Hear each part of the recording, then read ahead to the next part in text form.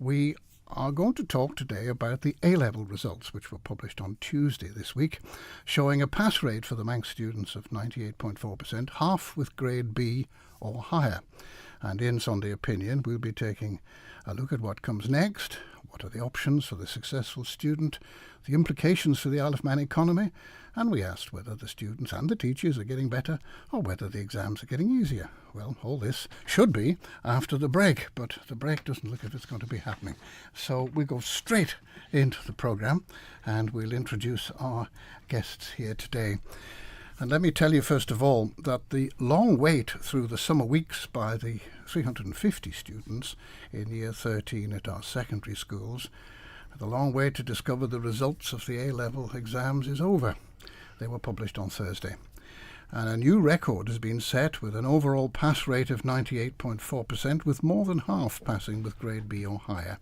So what does this tell us about the quality of the island students, the teachers, and the examination board marking the system? What comes next? A university course, some other professional training, an apprenticeship, or some other type of employment. What are the opportunities at home or abroad? And should we assume that a student with a good pass should automatically head for university? Do the A-level courses equip the student for his or her working life? And how do we fund today's students? Well, this, as many other topics, will be discussed today by our studio guests, and they are the Minister for Education, Sport and Culture, MHK Cregeen, the Higher Education Manager at the University College in the Isle of Man, Gail Corrin, and the lady who looks after the business degrees at the college, Pippa Edmunds, and the School Improvements Advisor, Joel Smith. Well, ladies and gentlemen, thank you all for joining us today. It's interesting that you should, both of you, have a great interest in IT and tech, and here we are today suffering the effects of IT with a computer system that's not here, so we just have to talk a bit more. Just reboot it. That's it. Thank you for joining us anyway. It's and giving up your Sunday. I gather you've got a boat to catch, Gail, this afternoon. I have, but I'm in a perfect spot here to check it doesn't go without me, so that's at least I've got that, yes, off for a week's break. Yeah, right. Yeah. Well, it's interesting. There we are, pass rate of 98.4%. It sounds a phenomenal figure, that, Gail. I mean, is that is that something that you would have expected when you were looking at it? Yeah, I'll actually let Joel respond to this in terms of the A-level results. We'll talk more about the higher education options, perhaps from University College's Isle of Man's perspective. But Joel? 98.4% is the highest we've had for a number of years with regards to overall passes. We obviously expect our pupils to pass their courses. It's a rate that means that many of our pupils will have been able to pursue their chosen pathway in education, either and also maybe enter the world of work and employment. We got lots of higher passes at A star to B, as you mentioned, Roger, and this very much reflects a growing standard in education we have here on the island, a strong education system when compared with other parts of the world. So yes, we're extremely pleased, but most of all pleased for those young people who were waiting, like you said, on tenterhooks for the last few weeks and months, and have worked very hard with their teachers to secure the best outcomes for themselves and for their future. Now, half with a grade B or higher, that seems a significant figure, almost an unexpected figure, is it? Indeed. I mean, the last few years it was around 40% with a B or higher, and that's risen to over 50% this year. In particular, consistency across all of our schools is high. Our schools seek to work collaboratively with one another at A-level on the island. So Castle Rushen, Ramsey Grammar and QE2 work together to offer courses, and pupils travel between those schools, and also both Douglas High Schools work together to offer a really broad curriculum. So what we do here, as opposed to England, is we seek collaboration rather than a rather adversarial nature between schools across the water. Right. So the results and the statistics, Graham, now you as Minister look at this in a more overall picture than the actual detailed work of the schools themselves, I assume. But the results and statistics seem to continually improve over time. Have you any reason why this should be so? Well, I think when you look at the examining bodies, this year they've acknowledged that they've made the exams harder this year, and they've changed the way that the exams are done. A lot more of it is done on the day. There used to be coursework taking part of it. So I would say our students and our teachers are actually exceeding what people would have thought was. We were always getting told, oh, exams were getting easier. Well, it's been acknowledged this year they've actually been made harder, and yet we're still doing better. So I want to dispel that thing that the exams are getting easier. It's hard work from both the students and the teachers. Now, does this mean that the pupils are getting brighter, or the teachers are getting better? Because you said you don't think the exams are getting easier. Yeah, I think it's both, because what you've got is there's an expectation that if you're going to try and get on, there's more academic results required. And I think that with the teaching methods that we have and the improvement in the teaching standards, and the students are being made aware what's expected. So I think we're doing really well on that. Exams, in essence, Joel, aren't they, are to differentiate between those who can and those who cannot. Well, exams are part of that wider picture. Yes, Roger. I mean, what I'd say to add to the Minister's comments was, right from a very young age on the island, we very much focus on a young person's personal development to develop their resilience, their ability to build relationships, their ability to react to and prepare for situations in their life which they might find challenging. What I think and what I feel has happened on the Isle of Man is we have pupils that have benefited from that right through their education, and as exams become more challenging, so too do our pupils. Are pupils able to meet those challenges because of that focus? Yes, on the academic side of things, on the exams, but there are a whole range of other things that education provides with regards to a young person's development that the island has been heavily focused on in the past 5 or 10 years, and one in which has seen us kind of paddle a rather different route up the river to our counterparts in the rest of the UK, and we'll continue to take that route as our results improve. I think you've got the area of, you've got the internet now. So, when I was at school, there was the information in the books and that was it. Mm-hmm. Now you've got a broad spectrum of where you can get that information. There's more challenge out there about how you can find it. I think that helps as well. And the accuracy, of course. Right? Yes, there's always a challenge on the accuracy on it, but when you're thinking of a lot of the areas, you can get internet access which is accurate on it. I think it'd be interesting just to complement the A-level results, which have been excellent, but at University College Isle of Man, of course, we offer an alternative to what we call level 3 in education speak, which is the education you typically get between 16 and 18. We offer a lot of very vocational qualifications, which are the equivalent to A-level, but they just take a slightly different approach. We often use the term BTEC because that's the body that gives these. And similarly, our results have been outstanding this year, and these are courses that you can do that are more practically based, more assessed by coursework primarily, not exams. So one of the great features I think we've got on the island is that there's those two options available. There is what you might call the more traditional A-level route, but there's a wide range of level 3 BTEC vocational type courses that students at 16 can choose to do at UCM, and our results we're very pleased with again this year. Yeah. Well, I can recall going back to that dim and distant past of my school days. I can recall once being informed that the job of the school wasn't to get me through exams, but to give me an education as well, which they differentiated between the two issues. Well, I think, sorry, Minister, I think the point Joel was making is very valid.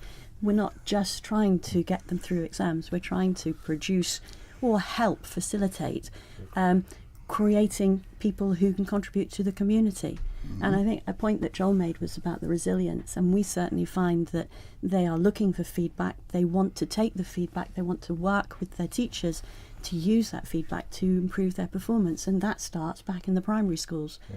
And they become much, much more responsive. And we see it as well within our, some of our students are very excellent in their areas of sport.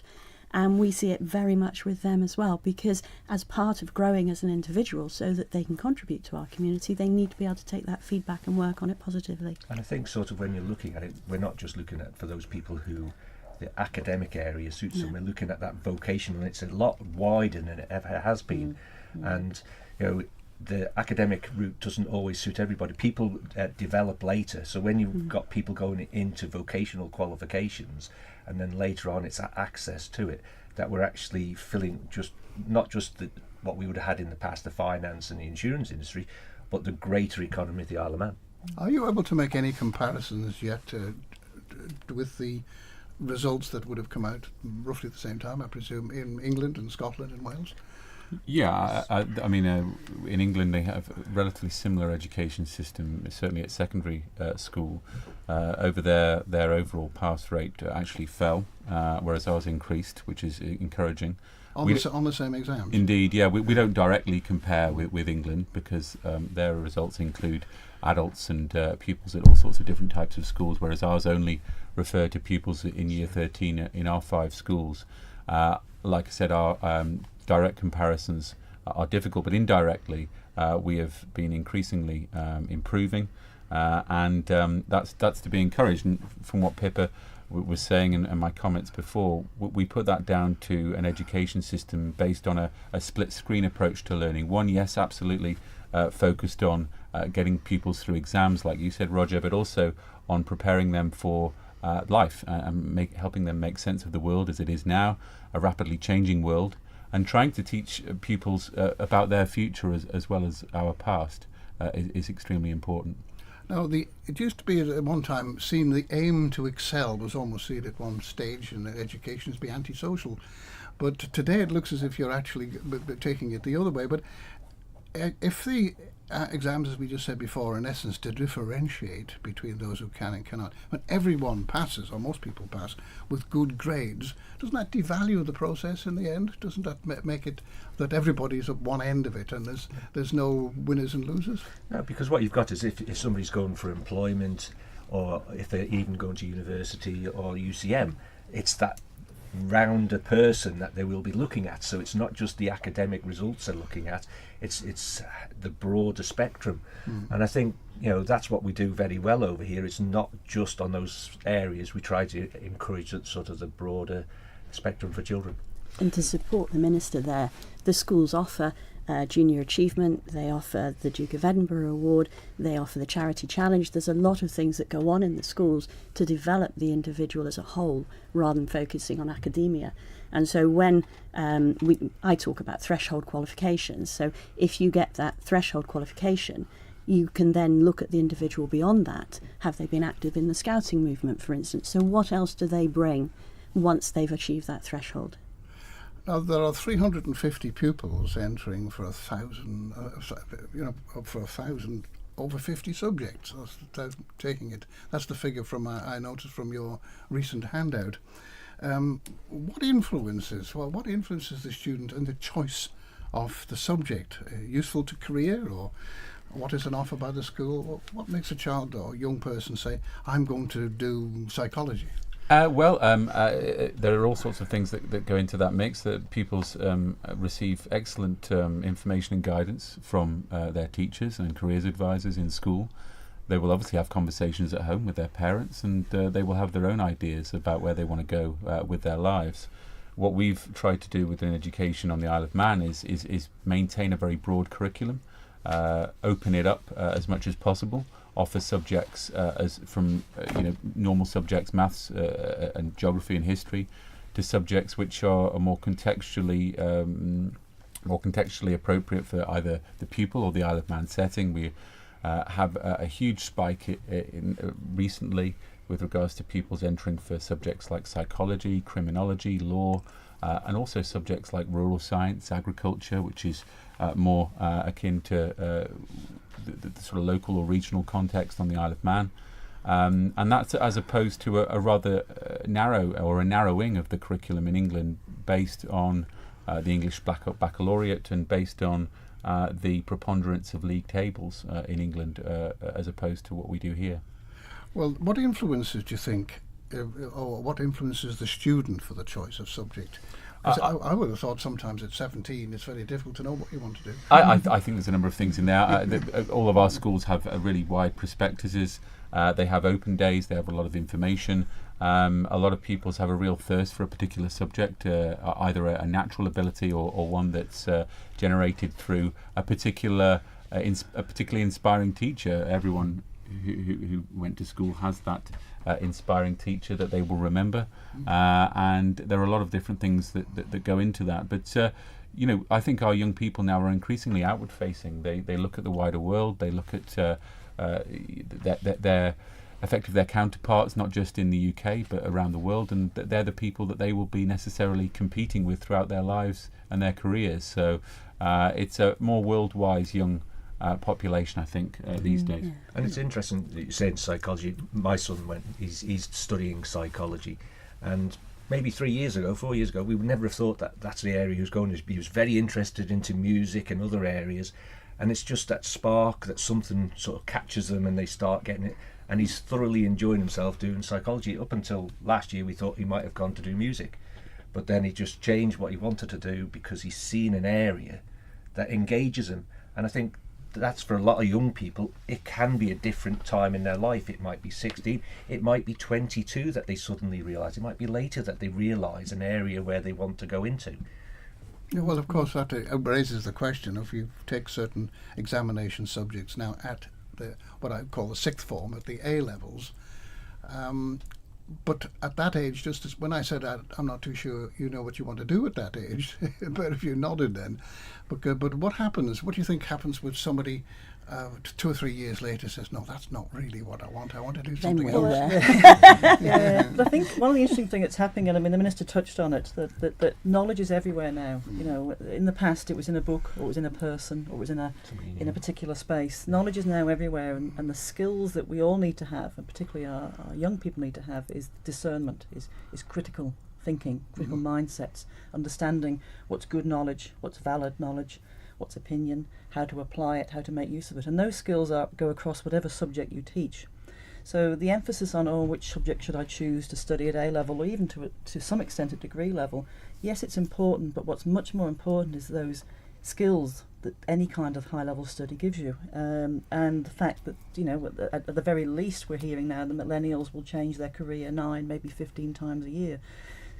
So you're not going to, that's a lifetime. Not quite that bad yet in a lifetime. So the ability to learn what you learn now, but in 2 or 3 years' time, another passion, another line may come up that you want to follow. And if you've got the learning skills and the confidence to know how to study, how to be critical, etc., etc., it means that you're not burning your bridges by studying psychology and then forever that's all you're going to be doing. So the world of learning and knowledge and work is much more flexible, it's much more fluid, and it's really important that those inner skills that Joel mentioned, we really make them solid. So you're talking about actually not necessarily learning a particular subject, but learning how to learn. Yes, that captures it. I mean, clearly there are the technical subjects. If you're going to be a doctor, you'll probably end up, studying medicine. You will probably be a doctor.